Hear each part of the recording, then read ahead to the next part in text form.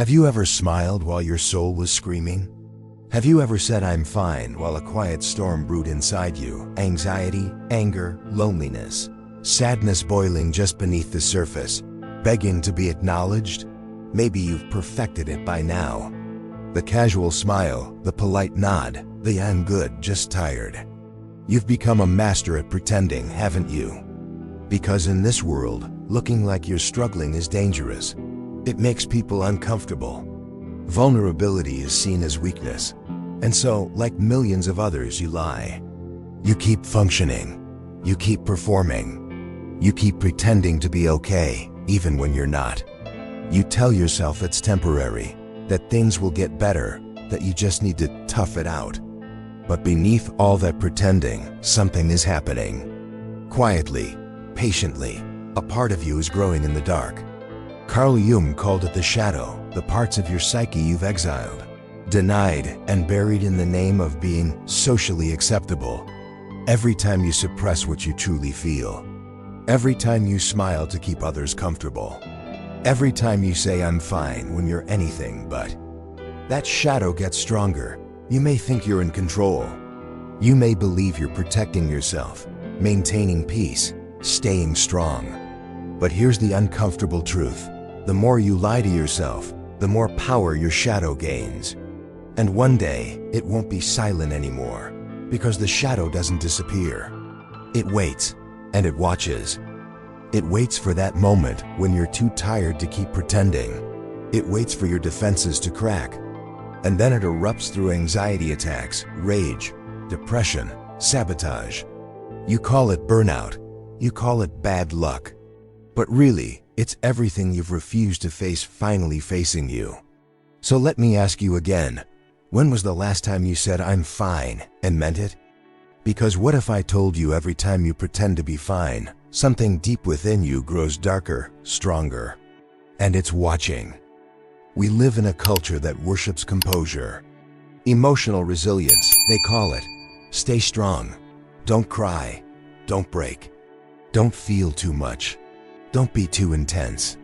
And above all, never make others uncomfortable with your truth. So what do? We armor up. We push our pain down. We silence the parts of ourselves that feel too raw, too vulnerable, too messy. And then we wear the mask, the one that says, "Everything's fine." But let me ask you, fine for whom? For the people around you, so they won't worry? For your coworkers, so they'll think you're competent? For your family, so you won't disappoint them? Or is it for yourself, because you're afraid that, if you take even one honest look inside, everything might fall apart? Carl Jung had a word for the very thing we try to hide, the shadow. It's not evil. It's not broken. It's simply the side of you you've exiled. The anger you were told was too much. The sadness you were told to get over. The fears that were laughed at. The shame that was never spoken. The needs you believed made you weak. But here's the catch. What you don't face doesn't disappear. It goes underground. It becomes shadow. And the more you suppress it, the stronger it grows. You've felt this, haven't you? That sudden burst of rage that caught you off guard. The panic that came out of nowhere. The jealousy that embarrassed you. The emotional shutdown that left you numb. These aren't random. These are eruptions from a self you've abandoned. A self that's been trying to get your attention. Jung said, "What you resist not only persists, but grows in size." So every time you say, "I'm fine," when you're not, you're feeding the very thing that's quietly sabotaging you. The shadow doesn't care about appearances. It cares about integration, wholeness, and it will do anything to wake you up, even if it means shaking the foundations of the life you've very carefully built. You think you're holding it together, but inside, you're fragmenting. And this is where most people misunderstand their suffering. They think it's random, that it's bad luck, a rough patch, a bad breakup, an unsupportive boss, a midlife crisis. But what if it's none of that? What if it's a signal from your unconscious to stop pretending and start listening? Because your soul doesn't care about your comfort. It cares about your truth. And truth has a way of demanding to be felt. Think of the last time you lost your temper, or spiraled into self-doubt, or lashed out at someone who didn't deserve it. Did you think, why did I react like that? That wasn't random. That was your shadow speaking. You see, the shadow grows in silence. It thrives in denial. It hides behind smiles, polite replies, and professional behavior. But deep down, it's storing every betrayal of self. Every moment you ignored your pain, every time you laughed when you wanted to cry, every time you said yes when your whole being was screaming no. And here's what's terrifying. If you don't face your shadow consciously, it will face you unconsciously. Through breakdowns, burnout, repeated toxic patterns, relationships that mirror your wounds. Life becomes a loop until you finally stop and ask, what am I running from? Jung didn't teach that you should destroy your shadow. He taught that you must integrate it, to become whole by facing what you've rejected in yourself. He called it individuation, the path of becoming who you truly are, not just who you think you're supposed to be. But make no mistake, this path isn't soft or easy. It requires brutal honesty. It demands that you remove the mask, that you stop performing for others and begin listening to the parts of you that have been waiting in silence. So let me show you what happens when you keep saying, I'm fine. Your life begins to feel disconnected. Achievements start to feel hollow. Relationships lack depth. You begin chasing high success, validation, pleasure, trying to fill a void that refuses to be filled by anything outside of you. And here's the harsh truth. You cannot outachieve, outwork, or outrun your shadow. Because it's not a flaw, it's part of you. And the more you abandon it, the more it controls you from the dark. So when you say, I'm fine, while ignoring the chaos within, when you downplay your truth just to avoid discomfort, when you tell yourself it's not that bad, even as your body screams otherwise, you're feeding the shadow. And it is growing stronger, not to punish you, but to wake you up, to show you that living a lie, no matter how pretty it looks, will never lead to peace. That real strength comes not from repression, but from integration. That your power lies not in perfection, but in authenticity. So the next time you feel that pressure to smile and say, I'm fine, pause. Ask yourself, what am I hiding? What am I afraid they'll see? What am I afraid I'll see? Because the only way out is in.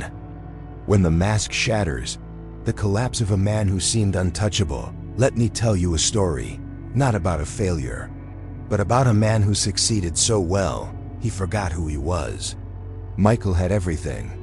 A prestigious job as a corporate attorney in New York City, a 7-bedroom home in the suburbs, designer suits, luxury vacations, the admiration of colleagues, the envy of old friends. He was the man everyone referenced when they spoke of making it. Always polished, always smiling, always in control. But here's the truth. Michael hadn't felt anything real in over a decade.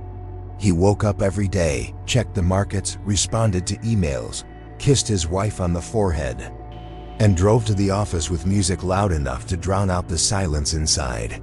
He laughed at the right moments, hosted immaculate dinner parties, gave generously to charity. No one would ever guess that, deep down, Michael was dying. Not physically, psychologically. Until one Monday, something broke. He was scheduled to present at a high-stakes merger meeting. He had done it 100 times before. But this time, he couldn't speak, couldn't move. His vision blurred, heart racing, breath caught in his throat. He sat frozen in the boardroom, eyes wide, hands trembling. Everyone thought it was a panic attack. But it wasn't just that. It was the collapse of everything he'd spent decades constructing. They called an ambulance. The tests came back clean. His body was fine, but his soul was not. Michael had hit a wall. A silent, invisible wall made of repressed emotions, buried trauma, and the unrelenting pressure to always be the strong one. In therapy, what emerged was not surprising, but it was devastating. Michael had built his entire identity on a mask, the successful man, the provider, the protector. what Carl Jung called the persona, but behind the mask lived another version of him, one filled with unprocessed anger toward his authoritarian father, guilt over a childhood friend's suicide, insecurity about never feeling enough, fear of failure, and sadness, so much sadness about living a life that looked perfect but felt empty. This is what Jung called the shadow. The shadow is not a monster, it is not evil. It is everything we've pushed into the dark to survive. And for Michael, the moment of collapse wasn't weakness. It was truth finally demanding to be seen. He didn't choose that moment. His unconscious did. Because, as Jung wrote, until you make the unconscious conscious, it will direct your life and you will call it fate. Michael thought his breakdown was random, but it wasn't. It was the culmination of years spent ignoring his inner world while chasing outer success. Every "I'm fine," he said when he wasn't, added weight to the shadow. Every emotion he numbed with work or wine or distraction added more pressure until it exploded. His story is not unique. It's just uncomfortable to hear, because we all know a Michael. And some of us are Michael. It's easy to perform strength. Much harder to admit when you're unraveling. But the longer you pretend, the greater the cost. Because the shadow never forgets. And one day, when you least expect it, it will remind you. Persona versus shadow, the inner war you didn't know you're fighting to understand. Michael's collapse or our own, we must look beyond symptoms. What we're dealing with is not stress. It's not fatigue. It's not just life. It's an identity crisis between two opposing forces within us, the persona and the shadow. Carl Jung described the persona as the mask we wear to meet the world. It's not inherently false, it's functional. It's how we adapt to society. The version of us that knows how to behave at work, how to impress in interviews, how to sound confident even when we're breaking inside. The persona is what makes us relatable, presentable, and acceptable. But here's the danger. When the persona becomes your only identity, your soul begins to disappear. The more you live to meet expectations, social, cultural, familial, the more you abandon the self beneath the surface. And what's left behind doesn't die. It becomes the shadow, a reservoir of suppressed emotions, disowned traits, painful memories, and unmet needs. Not just anger or shame, but also your creativity, your spontaneity, your truth. Most people spend their lives strengthening the persona and silencing the shadow. Why? Because facing the shadow requires a level of honesty most people aren't prepared for. It's easier to say, "I am fine," than to admit you're full of rage. It's safer to look like you have it all together than to reveal your childhood wounds still bleed. But every time you deny the shadow, you don't weaken it, you feed it. The shadow is not passive. It leaks. It manipulates from the unconscious. It influences your choices, your relationships, and your emotional reactions. Jung warned us that what you do not bring to consciousness will control your life, and you will call it fate. That's not metaphor, it's psychological reality. Think about this. You say you're calm, but you explode over something small. You say you've moved on, but keep attracting the same toxic patterns. You say you don't care, but lie awake at night, filled with resentment. This isn't bad luck. It's your unconscious, your shadow acting out the truth you refuse to speak. The conflict between persona and shadow is not new, it's ancient. Mythologies across cultures echo it. The hero who must descend into the underworld, the warrior who must face the dragon. The dragon is always symbolic of the unconscious. Your repressed fears, denied pain, hidden truth. But unlike the stories, in real life, we don't slay the dragon, we integrate it.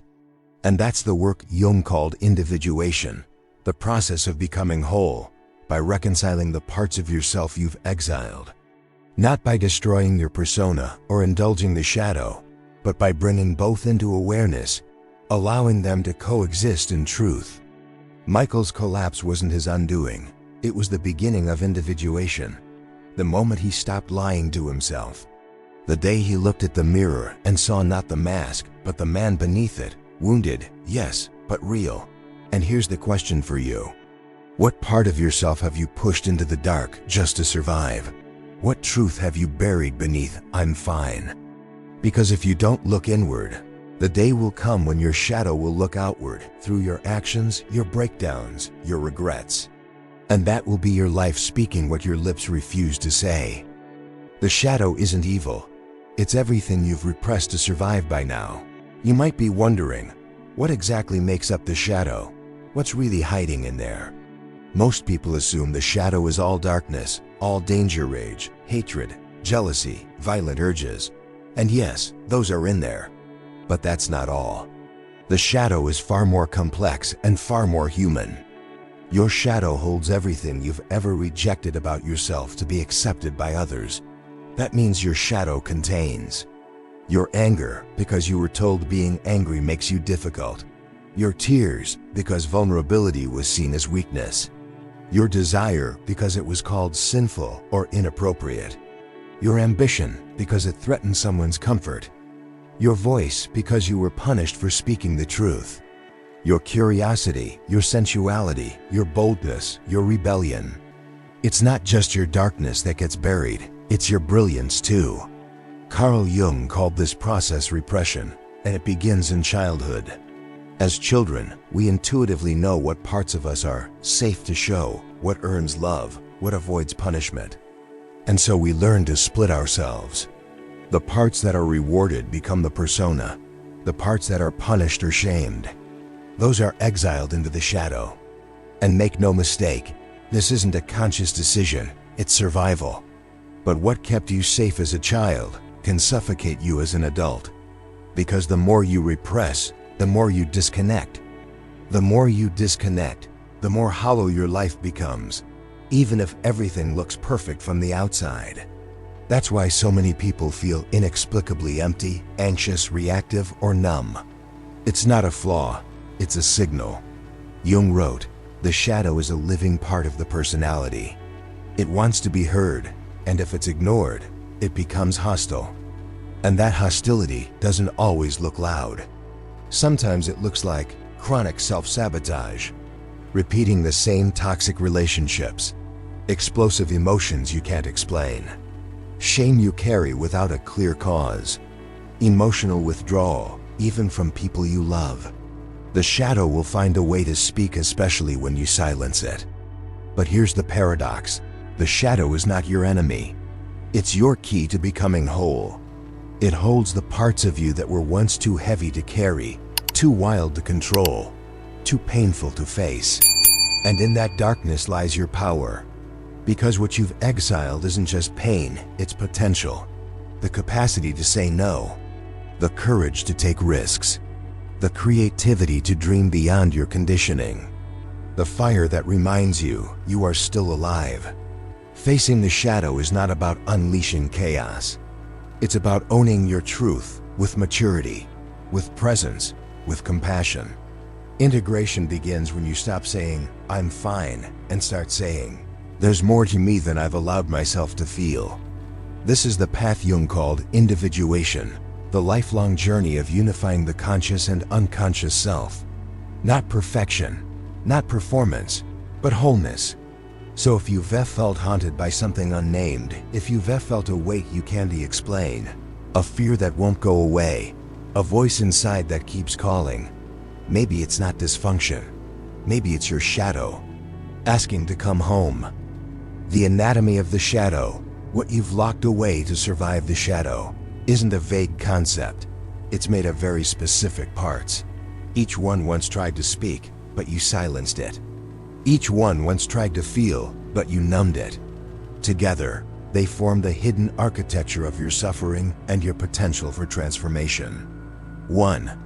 Anger, the fire you feared would burn everything down. For many, anger is the first thing buried. As children, we're taught that anger is dangerous, disrespectful, and immature. Especially if you're quiet, especially if you're female, especially if you were punished for speaking up. So you learn to suppress it, smile through it, rationalize it. But suppressed anger doesn't disappear, it becomes passive aggression, sarcasm, self-loathing, or quiet withdrawal.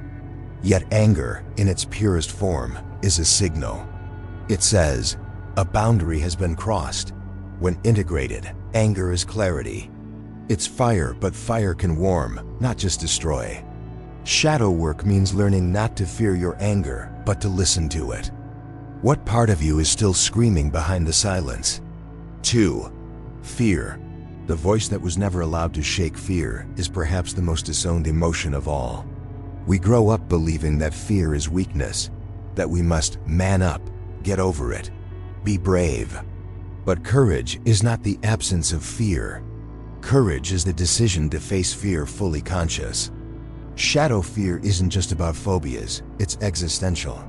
Fear of being abandoned, fear of not being enough, fear of being seen for who we really are.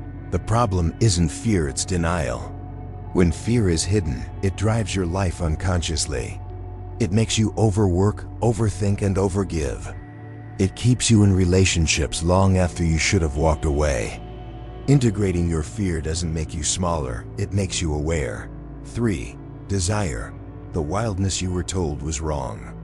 Desire is one of the most misunderstood forces in human psychology. From sexual longing to creative hunger, to the simple need to be desired, we've been conditioned to feel shame around wanting too much. Religious guilt, cultural norms, parental disapproval. All of it teaches us to suppress desire as something dangerous or dirty. But Jung argued that repressed desire becomes shadow energy, manifesting as compulsions, addictions, or emotional numbness. The goal isn't to eliminate desire, it's to reclaim it. To see it as sacred, powerful, and directional. What do you long for when no one is watching? What dream did you silence to make someone else comfortable? 4. Childhood wounds, the ghosts that still whisper. And then, there are the wounds, the parts of your childhood you'd rather forget. The neglect you normalized, the betrayal you minimized. The needs you learned to suppress just to feel loved. These wounds don't disappear with age, they become the lens through which you interpret reality. You might think you're over it, but if you overreact to small triggers, avoid intimacy, or feel a chronic sense of not enough, the child inside you is still waiting to be seen, not fixed, not shamed, just witnessed. As Jung often emphasized, in each of us there is another whom we do not know. He speaks to us in dreams and tells us how differently he sees us from how we see ourselves. That other is often your younger self, still hiding, still hurting, still hoping someone will finally listen. The truth begins where I'm fine ends. Let's be honest, I'm fine has become a reflex, automatic, rehearsed, empty. You say it when you're falling apart. You say it when you don't want to be a burden. You say it when you've forgotten what honesty even sounds like. It rolls off your tongue quicker than your own truth, and the world accepts it. Smiles, nods, moves on. No one dares dig deeper, because everyone's playing the same game. But here's what no one tells you. Every time you say, I'm fine, when you're not, you betray yourself. Not in some dramatic, irreversible way, but in small, quiet moments that compound over time. Moments where your truth is silenced, your pain is dismissed, your shadow grows stronger. Carl Jung didn't warn us about the shadow to scare us. He spoke of it to free us. He taught that real healing begins not when we avoid the darkness, but when we enter it. One does not become enlightened by imagining figures of light, he wrote, but by making the darkness conscious. In other words, there is no wholeness without confrontation, no peace without discomfort, no selfhood without shadow. Your suffering isn't the problem, your pretending is. You've been trained to maintain an image, to be likable, impressive, together. But images don't bleed, they don't cry, they don't grow. You do. The shadow doesn't ask for perfection. It asks for presence, for truth, for acknowledgement. It asks that you stop abandoning yourself in the name of being accepted by others. Because the more you deny it, the more it becomes you, unconsciously, subtly, destructively. That passive-aggressive comment you regretted. That panic attack that came out of nowhere. That deep, lingering exhaustion no sleep can fix. These are not just life being hard. These are signals. Whispers from the self you've hidden. A quiet, persistent plea. Please stop pretending. You cannot run from the shadow. It's not outside of you, it's within. And it's not your enemy. It's your mirror. The parts of you you've rejected are not broken. They are wounded, silenced, buried alive. And they are waiting for you to come back. The road back isn't glamorous. It's not a 5-step plan.